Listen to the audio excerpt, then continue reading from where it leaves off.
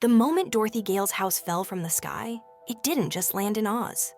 It triggered a political assassination, it created a massive refugee crisis, and it lit the fuse on a bloody civil war.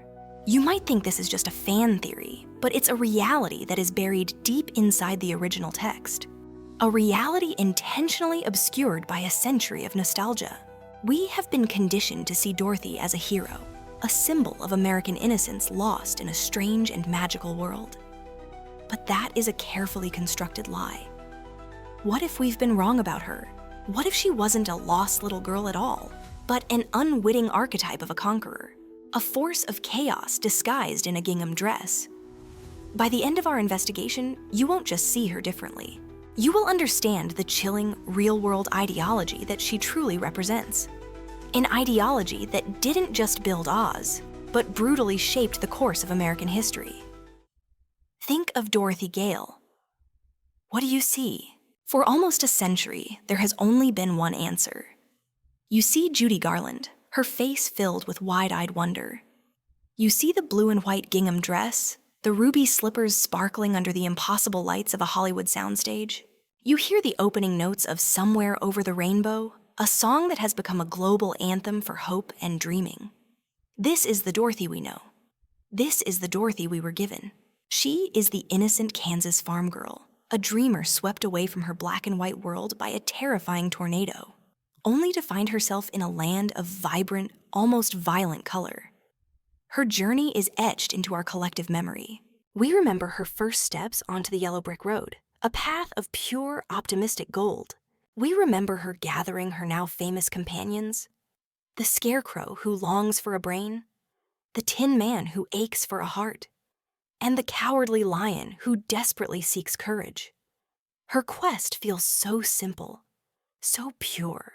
All she wants, she tells us again and again, is to go home. She is the embodiment of virtue, the gentle heart at the center of a fantastical storm. The truth is, this nostalgic dream is a complete illusion. It's a beautifully crafted fantasy, designed to make us feel safe, to make us root for the girl from Kansas without asking any difficult questions. But what happens when we do? What happens if we strip away the musical numbers and the Technicolor sheen? What if we examine her actions not with the sentiment of a child, but with the cold, hard logic of an investigator? Suddenly, the picture changes. The innocent farm girl begins to look like something else entirely. A political operative, an assassin, a regime change specialist. Suddenly, her quest to go home looks less like a simple wish and more like the justification for a campaign of terror that tears an entire nation apart. Every step she takes on that golden road leaves a trail of chaos and destruction in its wake. To find the real Dorothy, the dangerous Dorothy, we have to do something radical. We have to forget the movie. We have to ignore the song. We have to open the pages of the original 1900 novel and begin our investigation into the story we were never meant to know. And what we find in those pages is not the story of a hero, but the blueprint for a conqueror. Our investigation begins at the exact moment of Dorothy's arrival. Her house, a weaponized piece of Kansas real estate, descends from the sky and lands directly on top of the Wicked Witch of the East, crushing her to death. The movie portrays this as a moment of liberation, a happy accident that frees the Munchkin people. But let's analyze this as a political event. The Wicked Witch of the East was the absolute monarch of the entire eastern quadrant of Oz. She was a tyrant, yes, but she was the established sovereign ruler. Dorothy, a foreign national, performs an act of unsanctioned regicide within moments of entering the country. There was no trial, no due process. We would call that a summary execution. This single act creates an immediate and catastrophic power vacuum in one of the most populous regions of the nation. The Munchkins, a people who have known nothing but subjugation for generations, are suddenly and violently freed. They don't know what to do. They only know that this strange, powerful child is their liberator. And it is here that Dorothy makes her first critical decision, a choice that sets the tone for her entire journey. The Good Witch of the North arrives, and, as a reward, offers Dorothy the Dead Witch's magical shoes. And this is the first detail the movie intentionally changed. The shoes were not ruby. In the book, they were silver. This is a critical distinction we will return to. For now, understand that these silver shoes were the source of the Wicked Witch's power. They were a known political and magical artifact of immense significance. What does Dorothy do? A truly innocent child might be horrified. She might refuse to take possession of an object belonging to the person she just killed. But Dorothy does not. She immediately accepts the shoes. She allows the Munchkins to put them on her feet. In that moment, she's no longer just a lost girl. She becomes something else. She accepts the spoils of her kill. She takes on the mantle of power.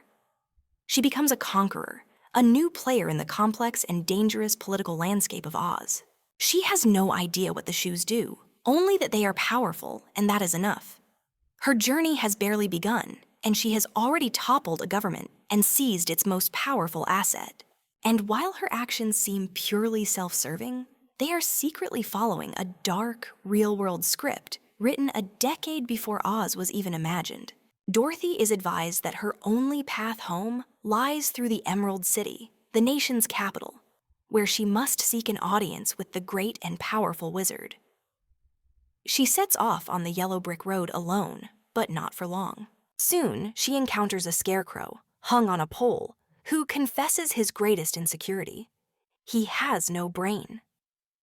A short time later, she finds a Tin Woodman, rusted solid, who laments his empty chest, wishing desperately for a heart.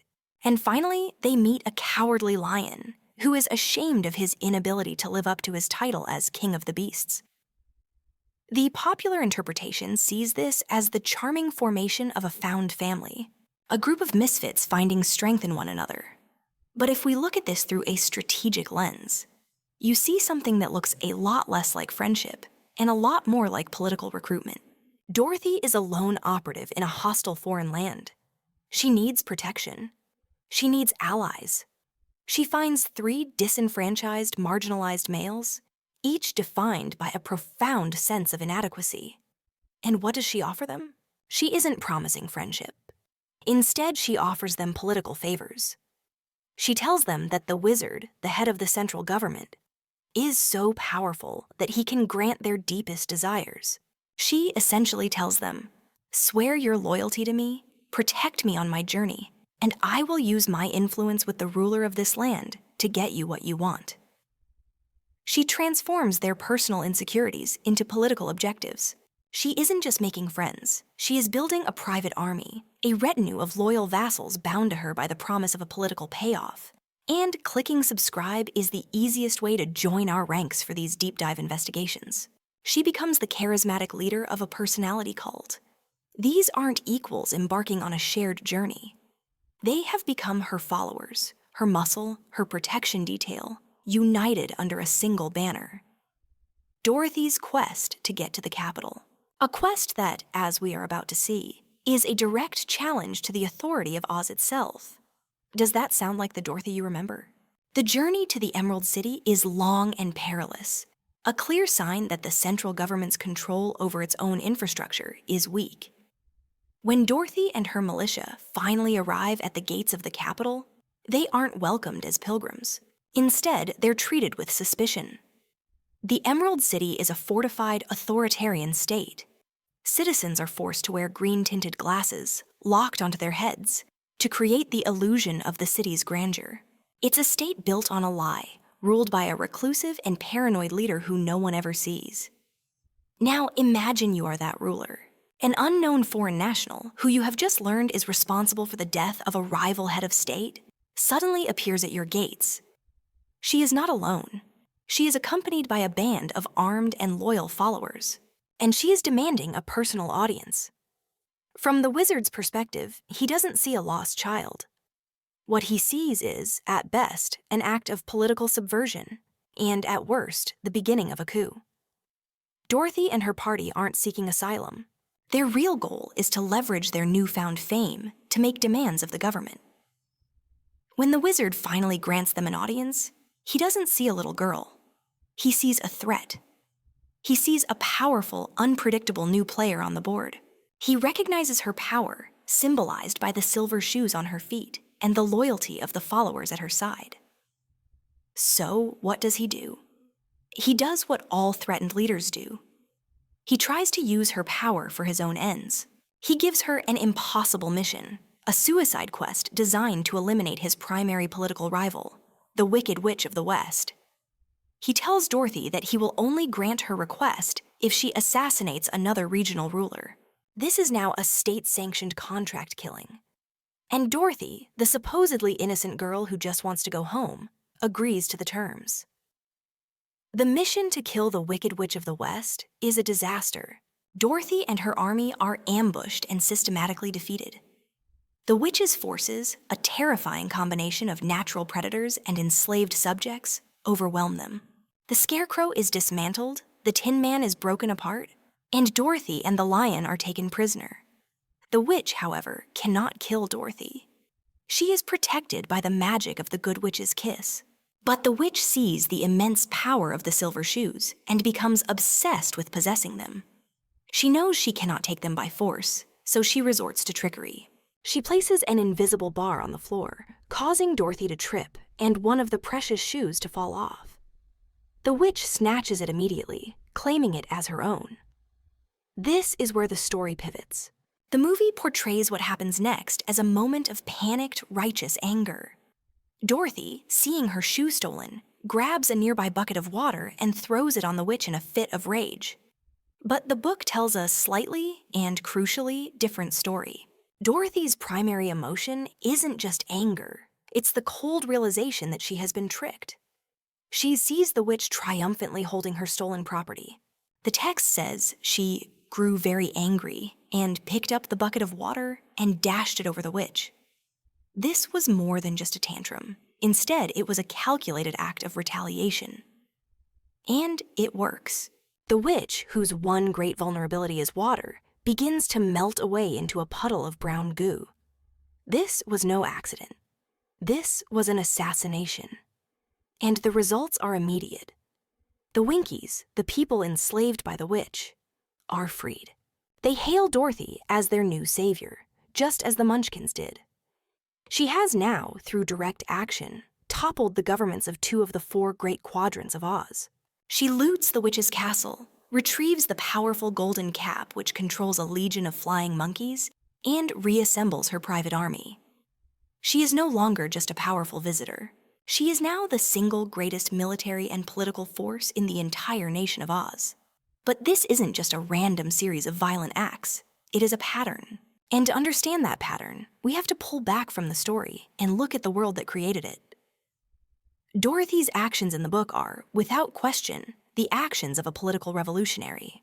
She arrives, assassinates a ruler, recruits a loyal army, challenges the central government, and then assassinates that government's chief rival. But why? Why would a children's story be so deeply encoded with the language of political violence? For over 60 years, this question went unanswered. The story was just a story. But then, in 1964, a high school teacher and historian named Henry Littlefield published a groundbreaking and, at the time, deeply controversial academic paper. Littlefield argued that The Wonderful Wizard of Oz was something far more than a simple fairy tale.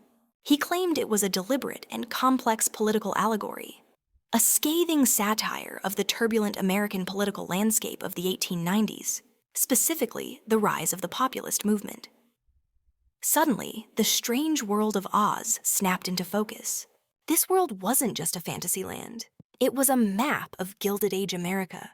The Munchkins, the subjugated people of the East, represented the common laborers and immigrant factory workers, oppressed by the corrupt, powerful banking and industrial elites of the East Coast, symbolized by the Wicked Witch of the East. The Scarecrow, with his constant self-doubt about his intelligence, was the perfect symbol for the American farmer, who was often stereotyped by the urban elite as ignorant and simple-minded, despite the complexity of his work.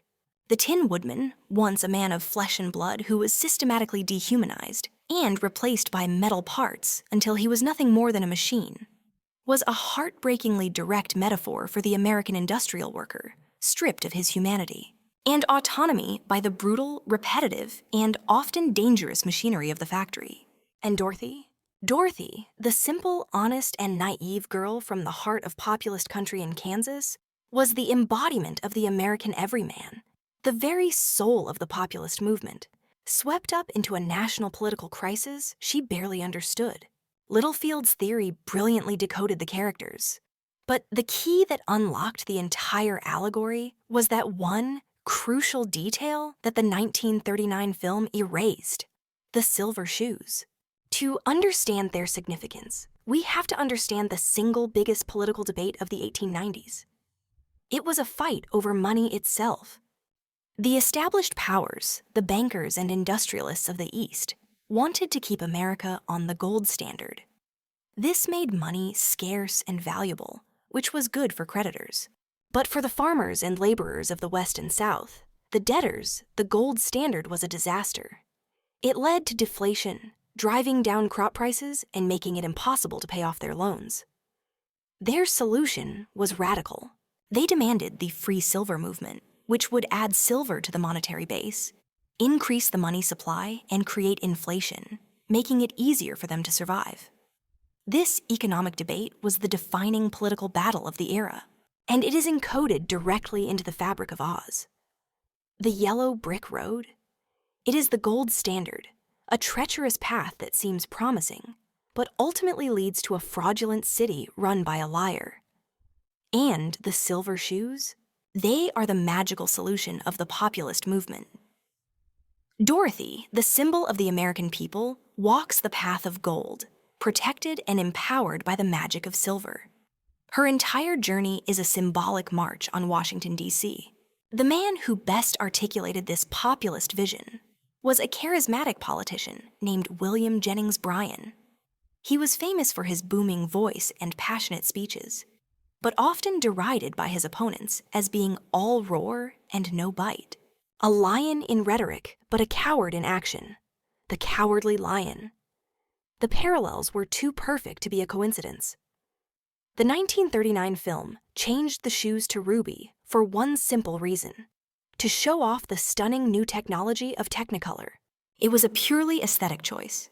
But in making it, Hollywood screenwriters accidentally, or perhaps intentionally, ripped the political heart out of the story, transforming a sharp political satire into a whimsical fantasy, and hiding its true meaning for generations.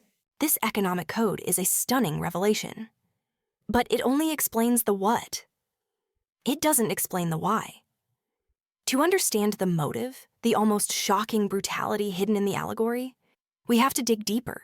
We have to look at the man who held the pen, L. Frank Baum. Before he was a celebrated children's author, Baum was a failed businessman who, in 1888, moved his family to the frontier town of Aberdeen, South Dakota, where he took a job as the editor of the local newspaper, the Aberdeen Saturday Pioneer. This was a time of immense tension. The West was being settled, and the U.S. government was in the final stages of its long and bloody war against the Native American tribes of the Great Plains. In December of 1890, the great Lakota chief Sitting Bull was killed. Just a few weeks later, the U.S. Army massacred hundreds of Lakota men, women, and children at Wounded Knee. It was a moment of national crisis and a profound tragedy. And Frank Baum, the man who would one day create the whimsical land of Oz, sat down at his desk and wrote about it. I am going to read you his words directly. On December 20th, 1890, 5 days after the killing of Sitting Bull, Baum wrote, "The proud spirit of the original owners of these vast prairies, inherited through centuries of fierce and bloody wars for their possession, lingered last in the bosom of Sitting Bull. With his fall, the nobility of the redskin is extinguished, and the white man, by law of conquest, has become master of the American continent." But he wasn't finished. 2 weeks later, after the massacre at Wounded Knee, he wrote another editorial. He wrote, "The Pioneer has before declared that our only safety depends upon the total extermination of the Indians. Having wronged them for centuries, we had better, in order to protect our civilization, follow it up by one more wrong, and wipe these untamed and untamable creatures from the face of the earth." How does a man who writes that then go on to create a beloved children's classic? Wipe these untamed and untamable creatures from the face of the earth. These are the words of the man who created Dorothy Gale. This is the worldview that sits at the secret dark heart of Oz. Suddenly, Dorothy's journey doesn't just look like a political allegory. It looks like something much darker. It looks like a justification. Baum's editorials are a perfect, if horrifying, expression of the 19th century ideology known as manifest destiny. This was the widely held belief that American settlers were not just entitled, but were divinely destined by God to expand across the North American continent. It framed westward expansion as a holy mission, rather than an invasion or a conquest. And Dorothy is the perfect literary embodiment of this ideology. Like the American settlers, she is an outsider who arrives in a strange, untamed land. She is immediately viewed as a benevolent liberator by one group of natives, the Munchkins, who see her as a savior who has freed them from their primitive oppressor. Empowered by this sense of righteous purpose, she then proceeds to violently displace and eliminate the other established native powers, the witches, who stand in the way of her progress. Her motivation isn't evil. Instead, she acts this way because she believes her personal goal is morally just. Her singular, obsessive desire to go home becomes the justification for every destructive act she commits along the way. She is the archetype of the benevolent conqueror. She brings her own values, her own sense of justice, and imposes them on the world of Oz, fundamentally and violently altering its political and social landscape forever, all while seeing herself as the innocent hero of the story. This is the true horror of manifest destiny, and it is the true horror of Dorothy's character. The climax of Dorothy's political journey arrives after she has successfully assassinated the Wicked Witch of the West. She returns to the Emerald City to claim her reward from the wizard, only to discover that he is a complete fraud. He is just a common man from Omaha, a humbug who has been ruling through illusion and fear.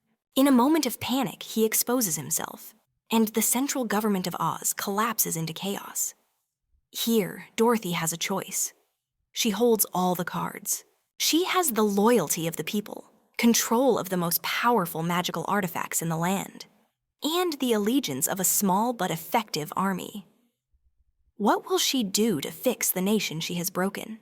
A true hero might try to find a rightful heir, or establish a democratic council, or help the people of Oz build a new, more just society for themselves. Dorothy does none of these things. She orchestrates a final political coup. She uses her immense influence to install her own loyal followers as the new rulers of the land. She is a kingmaker. She personally oversees a series of regime changes, placing the scarecrow, the figurehead representing the farmer, on the throne of the Emerald City. She makes the Tin Man, the symbol of the industrial worker, the new ruler of the West, the territory she conquered from the Wicked Witch. And she names the Cowardly Lion, her personal bodyguard, the king of the forest. She doesn't restore order. She imposes her own. This is a classic colonial strategy. It ensures that even after she is gone, her influence, her power, and her legacy will remain. She has not just visited Oz. She has conquered it, broken it, and rebuilt it in her own image.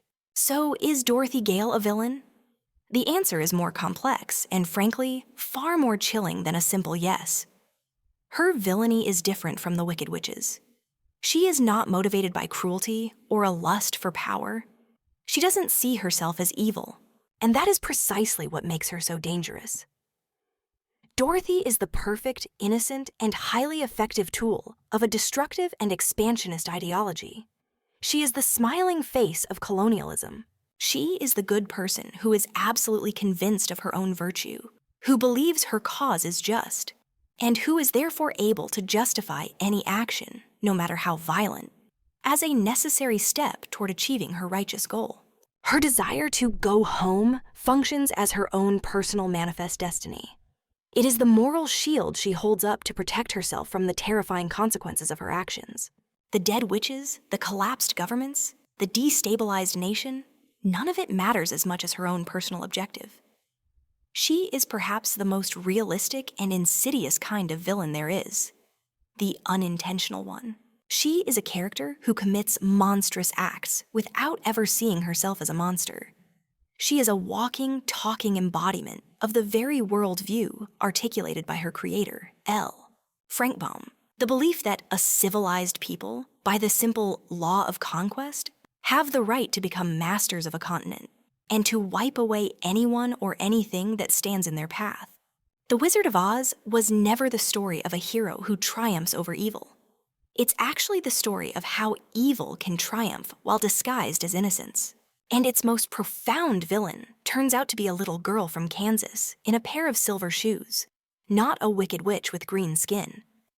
The story of an innocent girl being used as a political weapon is a pattern we see again and again in history. But what happens when the innocent girl isn't a symbol, but a real person whose identity was brutally erased by a government? The dark history of Anastasia, denied by the Soviets, is even more shocking. Click the video on the screen right now to continue the investigation.